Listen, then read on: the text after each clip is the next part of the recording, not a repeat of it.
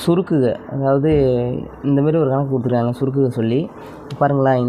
அதாவது இது ஒரு டேர்மு, இது ஒரு டேர்ம், சரிங்களா? தனித்தனியாக எழுதிக்கலாம்.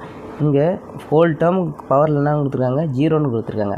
அப்போது எனிதிங் பவர் 0 ஈக்குவல் எவ்வளோ வரும், வேல்யூ 1. ஓகேங்களா? இது அப்போ ஃபஸ்ட்டு டேர்ம் ஃபுல்லாகவே என்ன தான் மதிப்பு 1. ஓகேங்களா? இங்கே பாருங்கள், இங்கே 4 பவர் -1, 4 பவர் -2, 4 பவர் -3ன்னு இருக்கு இல்லையா? இது எப்படிலாம் எழுதலாம் அப்படின்னு பார்த்தீங்கன்னா, இப்போது 4 பவர் -1 எப்படி எழுதலாம்னா 1/4 பவர் 1ன்னு எழுதலாம், சரிங்களா? அதேமாரி 4 பவர் -2 1/4² அப்படின்னு எழுதலாம்.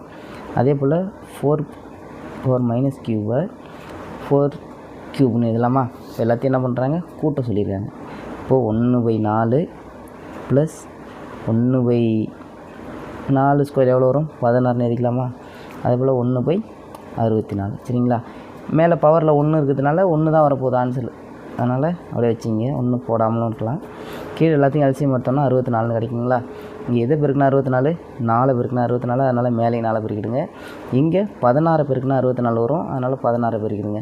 அப்போ இங்கே 16ன்னு இருக்கும், இங்கே 4ன்னு இருக்கும், இங்கே 1ன்னு இருக்குமா?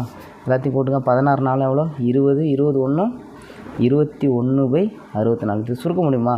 முடியாது. அதனால் அப்படியே வச்சிங்க. எங்கே இருக்குது ஆப்ஷனில் சி தான் இருக்கானே சரியான ஆன்சர். ஓகேங்களா? தேங்க்யூ.